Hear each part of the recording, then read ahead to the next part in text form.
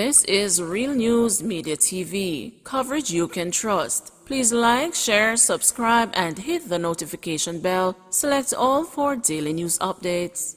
UWI staff take industrial action. Academic, senior administrative, and professional staff at the University of the West Indies, Mona, have taken industrial action. Classes at the university have been disrupted as the employees voted on Friday to withdraw their services to protest the slow pace of wage and fringe benefits negotiations with the university, which started in 2020. An ultimatum which was served on the University of the West Indies expired on Tuesday after talks ended in a stalemate. The West Indies group of university teachers, which represents the employees, told the news that the decision was made for the members to cease carrying out various duties effective immediately. Professor Paul Brown, president of the West Indies group of university teachers, said the members will withhold grades and not participate in classes for the second semester. Academic, senior administrative and professional staff will not attend any departmental, sectional, faculty or university meetings, whether virtually or in person. Additionally, this category of staff will not be participating in any activity geared towards the resumption of semester 2.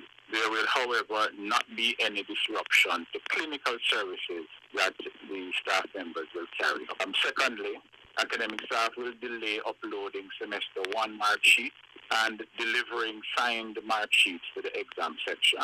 Please note that as a union, we have encouraged our members to complete their marking, but the grades will be withheld while these measures are in effect. In addition to withholding the semester 1 grades, no academic advising will be carried out while we await the conclusion of the negotiation. UK court sentences man to 5 years imprisonment related to international drugs trade with Jamaican link. A man has been jailed for 5 years in Nottingham in the UK for his involvement in an international drug ring that spanned a number of countries including Jamaica. Orville Brown was sentenced on Wednesday after a court heard the drugs were sent to addresses linked to him, but in fake names and hidden inside parcels of shot glasses, ashtrays, and clothing. Packages also arrived from the United States and the Cayman Islands. Police arrested Brown and his partner, 31-year-old Jordan Scarlett, after executing a warrant in January last year. Brown pleaded guilty to conspiring to fraudulently evade a prohibition on importation of cocaine and cannabis. Scarlett, who is a mother of 2, pleaded guilty to the same charge and was sentenced to 12 months in prison, suspended for 12 months. She is required to complete 20 rehabilitation activity days and 120 hours of unpaid work. Over 200 people in hotel isolation due to COVID. The Ministry of Health and Wellness has revealed there are more than 200 people in COVID isolation in hotels in 2 western parishes. Chief Medical Officer Dr. Jacqueline Besesa McKenzie says about 5 of those persons who returned a negative test have been released. When I checked, we had about 105 persons in Hanover that were in isolation in hotels, and 5 or 6 persons would have been discharged at D5. They had a negative. They chose to do a test and they had a negative test and they were discharged. For St. James, we had about 140 persons that were in a hotel isolation, and we had no reports of anybody doing a test from St. James. Meanwhile, Health Minister Dr. Christopher Tufton is refuting claims that his ministry has placed a cap on the number of COVID-19 tests, which can be done daily. Opposition spokesman on health, Dr. Maurice Guy, had called for the ministry to remove the cap amid the surge in cases locally. However, Dr. Tufton says no limit has been placed on daily testing.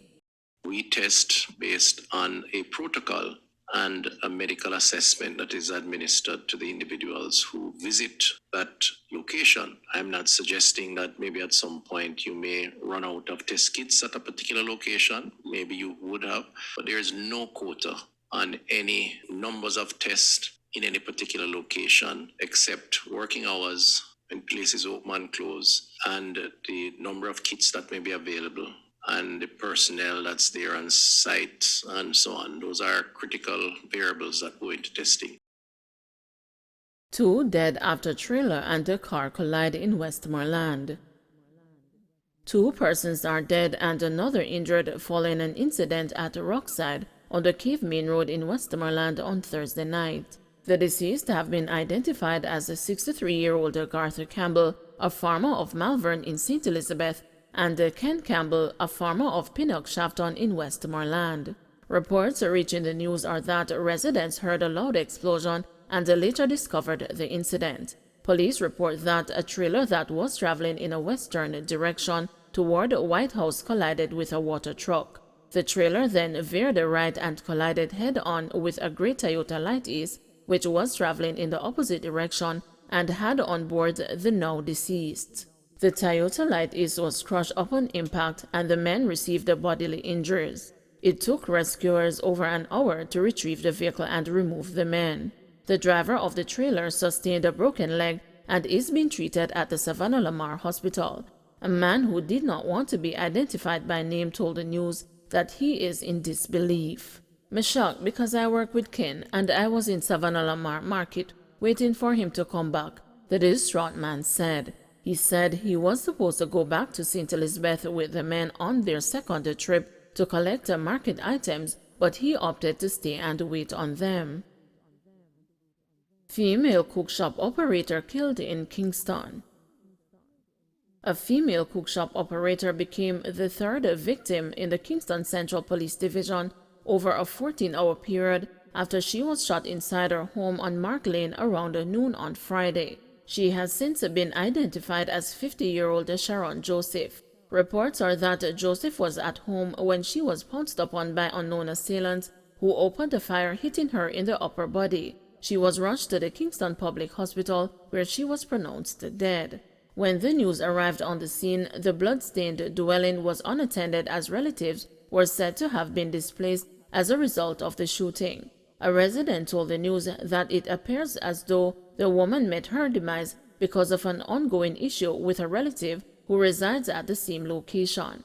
Other neighbors, especially women, gathered in groups at different sections of the community, speaking in hushed tones apparently about the incident. The Kingston Central Criminal Investigation Branch has commenced an investigation into the killing.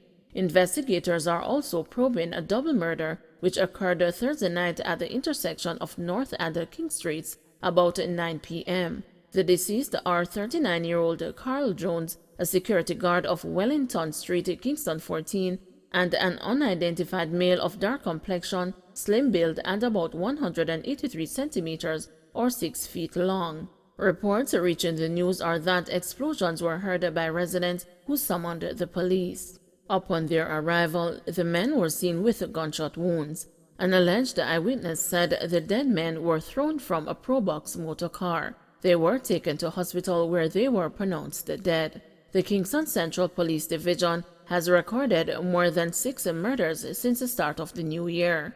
Up to December 25, 2021, the division had an increase in murders and shootings 43.1% and 18.6% respectively. Up to Christmas Day, 73 people were murdered when compared to 51 in the previous year. There were 70 shootings year to date when compared to 59 for the corresponding period in 2020. Security guard killed in St. Elizabeth crash. A security guard died as a result of injuries he sustained in a 2-vehicle crash on the main road in St. Elizabeth on Friday. The deceased has been identified as Rowan Dunkley of Somerset District in Manchester. Police reports are that about 7:20 p.m., Dunkley was driving a Toyota Corolla motorcar towards a junction when a Toyota Hiace traveling in the opposite direction reportedly overtook a truck and collided with the Corolla. Dunkley was pinned in the vehicle. He was later taken to hospital where he was pronounced dead. Local testing for COVID-19 variants further delayed. The Health Ministry's plan to begin testing for COVID-19 variants locally has been hit with another delay. Jamaica acquired a genome sequencer in October and had initially hoped the staff would be trained to begin testing for variants in December. However, Chief Medical Officer Dr. Jacqueline Besisa McKenzie says training has been pushed back for a second time. Unfortunately, we are not going to be up next week in terms of the training at the university. We were hopeful that for the 10th of January, they would have been ready to start training, and there has been a delay, which we are hopeful that it won't be a delay of more than a week to start the process, and that training process would involve them actually testing samples. So I can't give you a definite date, unfortunately, as to when we would start, but we're hopeful that the delay is not going to be more than a week. We still have some samples that are outstanding for results, but of the results that we have received, we have not confirmed Omicron in any of those samples. However, we had put out that we had been alerted by the United Kingdom that there were persons who had traveled to Jamaica and on return to the UK were tested and were found to be positive with Omicron. So we do know that there are persons that have passed through the country with Omicron, and it is more than likely that we have more cases in country. In December, a traveler who visited Jamaica for a short period and stayed at a resort was confirmed to have the Omicron variant of COVID-19. Health Minister Dr. Christopher Tufton, who had made the disclosure, also said it was reasonable to assume that the strain is in Jamaica. Don't forget to like, share, subscribe, and hit the notification bell. Select all for daily news updates.